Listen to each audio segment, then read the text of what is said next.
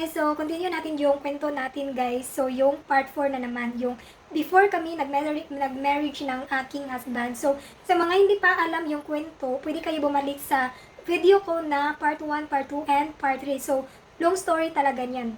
So ngayon guys is magtatagalog ako para maintindihan ng mga fans ko na hindi Bisaya.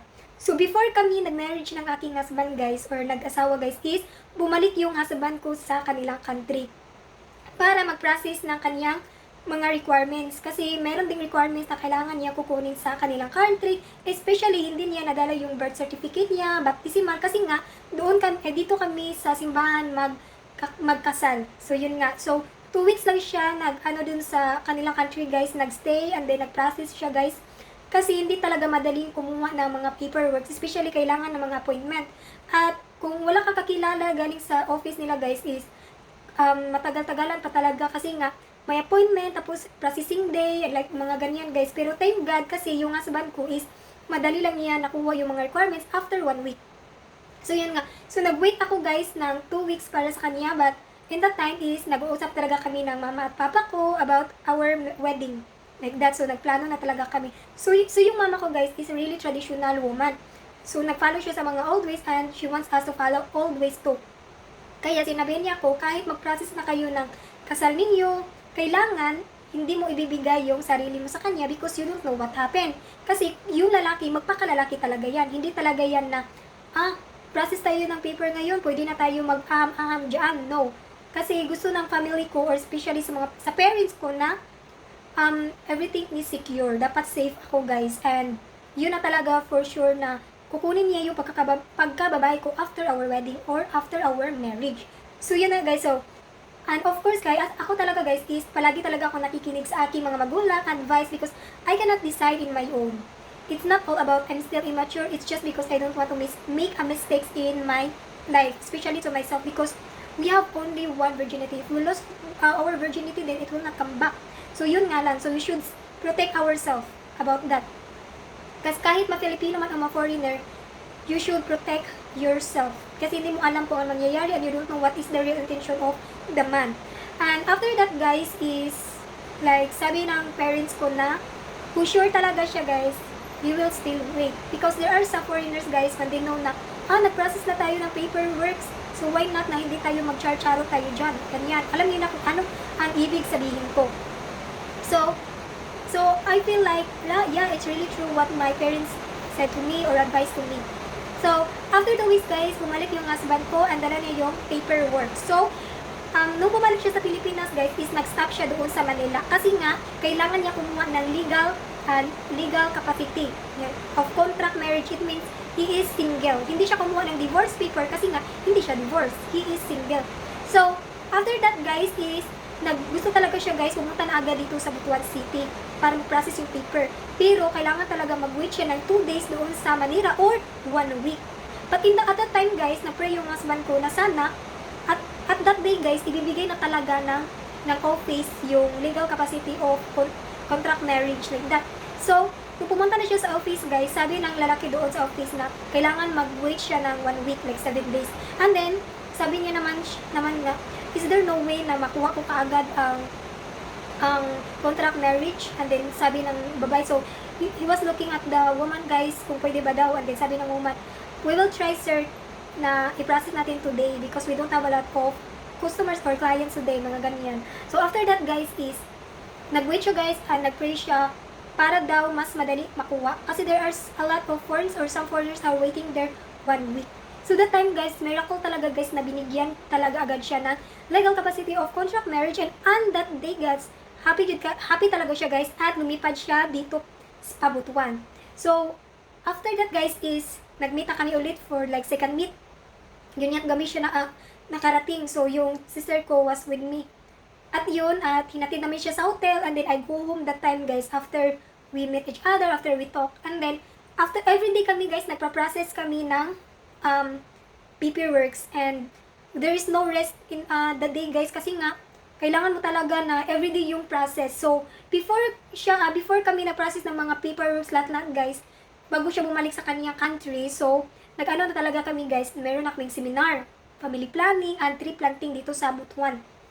After that, is meron na kaming certificate, pumunta kami sa City Hall ulit to process everything, especially yung mga legal contract marriage. Pumunta din kami sa PSA for my sinumar and his sinumar. So, nagbabayad din kami noon. Hindi man siya mahal, pero maka-afford din kayo. And also, after that guys, is bumalik ulit kami sa City Hall para talaga ma-process. Kasi tapos na kami seminar. So, ito yung mga requirements guys. So, nilagay ko na dito sa phone guys para hindi ko makalimutan. So, ito guys, para sa mga Filipino citizen guys, yung mga babae, kailangan nyo talaga ng PSA birth certificate. Yun ang number 1 na hahanapin ng City Hall. So, number 2 guys is Sinumar, which is Certificate of No Marriage. It means you are single. So, doon mo siya kukunin sa PSA. And number 3 guys is valid ID. Kailangan talaga meron kang valid ID kahit na temporary ID lang, passport, mga ganyan. So, that time guys, I had passport. So, single passport pa talaga ko dyan, and then temporary ID because I have no original ID. Like international ID. Number 4 guys is barangay certificate for proof of residency kung saan ka nakatira. So, kailangan kunin mo talaga yan. So, you have to pay. So, everything is payment talaga guys. And then, dapat mayroon kayong pre-marriage counseling or family planning na certificate. So, like I said while ago guys, that is seminar. Kailangan kayo mag-seminar kung magtanong kayo saan kayo mag-seminar, doon sa munisipyo or sa City Hall. And then, dapat guys, legal age ka, 18 to 21 years old.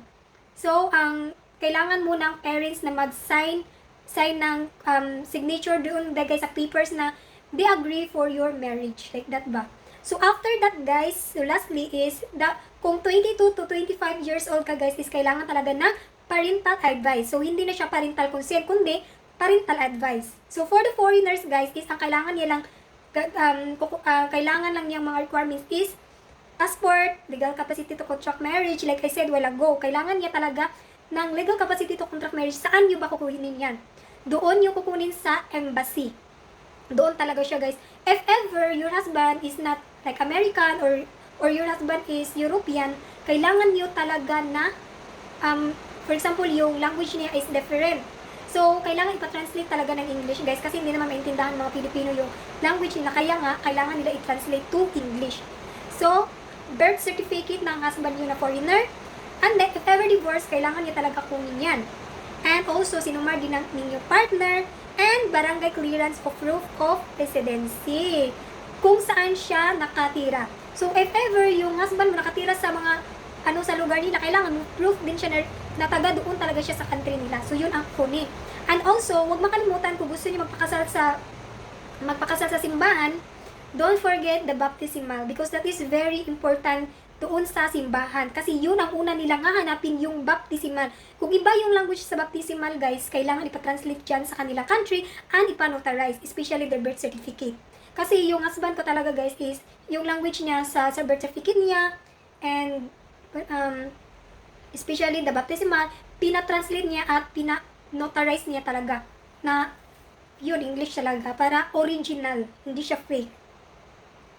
So, yun siya guys. And then, yung, siya guys, pag after nyo mag-process, wait lang kayo ng 120 days, pwede kayong magpakasal after, after 4 months, legal pa yung nyo, seminar nyo, yung certificate nyo. So, pag meron na kayong license guys, after that guys, wala pa man hindi pa kayo kasal no, sa wedding church or civil ba kayo. So for us guys, after our processing guys, after they give us a license, a marriage license guys, is pumunta na kami kaagad sa simbahan para masubmit yung mga documents. Kung ano ang documents ng City Hall or munisipyo guys, yun din ang requirements ng simbahan. Pero ang add lang doon sa simbahan guys is baptismal, and then kailangan siya guys ng kumpisal. And then meron din siyang seminar doon sa simbahan. So kailangan talaga mag-appointment kayo. It depends naman yon. Pero there's a time guys na it takes time na magsi-seminar. It depends kung kailan yung free sa mga seminaryo, especially doon sa priest or pare. Pero for us guys, in that time, we are so very lucky or we are blessed kasi everything was good naman. So we are just waiting for 1 month. So yung pag-process ng license guys, depende yun sa proseso. For us guys, that was just 1 week of processing. So after 1 week guys, pumunta na kami sa simbahan, isubmit namin lahat, and then pumunta kami ulit sa other church guys kasi i-review nila doon at may interview doon about relationship, about having kids, like that guys. After that guys, if ma-approve na nila, so there are 3 weeks guys or 3 Sundays na tatawagin yung pangalan mo at yung ng pangalan ng husband mo sa simbahan na sure talaga nga that time or that date na meron talagang ikakasal.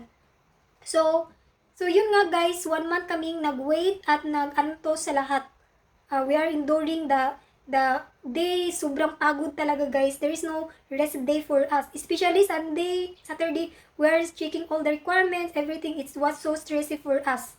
So while nagtawag yung parents sa amin guys, nagkakasa kami that time, we are also processing like nag-ano kami ng wedding decoration, about videographer, photographer, especially wedding gown. So naghahanap na talaga kami guys, and everything was really like expensive guys. Sobrang mahal talaga because gusto ko talaga na yung dream wedding ko is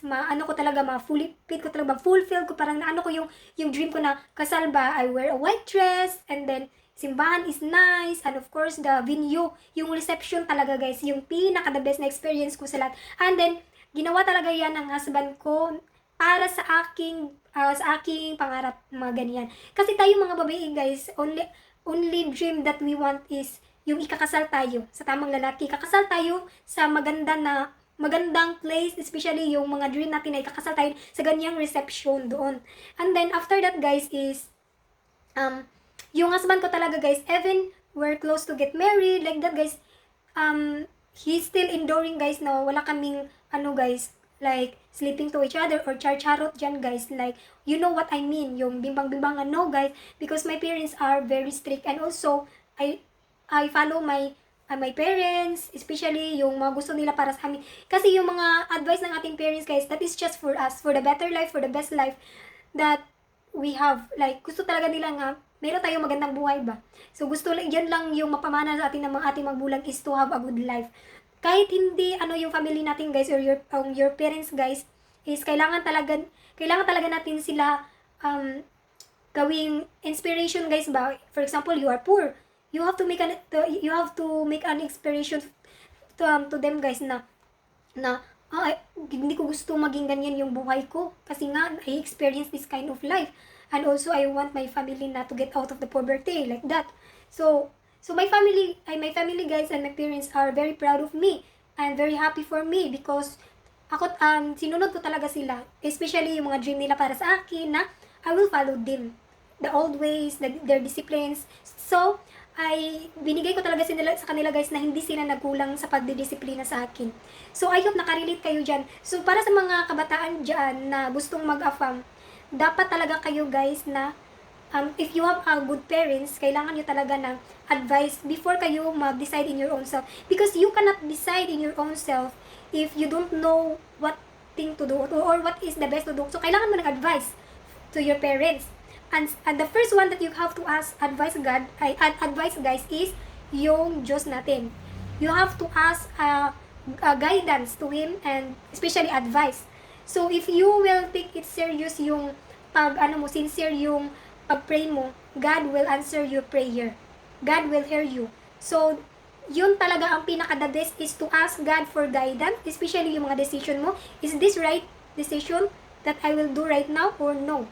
After that, ask your parents kung nagustuhan ba nila yung lalaki. Kasi nga, yung parents mo talaga is makikita talaga nila sa lalaki kung mabuti ba yung tao or not. Is that good for you or not? For me guys, before I marry my husband or I decide to marry my husband, I ask my parents if they like it, if nagustuhan din nila or may something ba na nakita nila na hindi maganda. If they will say no guys, hindi ko talaga gagawin yun. Because I don't want to make a mistake. It doesn't mean na I follow my parents was or I'm still immature to ask advice to them. It's not all about that. If you are really mature, you have to be smart for the decision. Yun. So ngayon guys, yung mga decisions ko talaga na pinakasalan yung husband ko is wala talagang regression dyan or I never regret to marry my husband. Kasi nga, there are a lot of people nowadays comment like, maybe she don't love him. or she just after his money, or something like na she's just too young for him, she looks like a child. Height, looks, age doesn't matter for relationship. If you are both mature and sincere to each other, then the relationship will work. If you are still immature for relationship, then do not continue having relationship with a foreigner, because most foreigner, when they saw like this kind of girl are this kind of girl is really sincere to him, they will love you.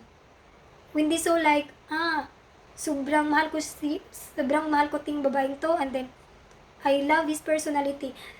Yun talaga guys. So for me guys, based in my own experience, unang-una ma-inlove ang fam niyo is sa beauty, hindi sa personality. Because later na nila i-accept yung personality mo.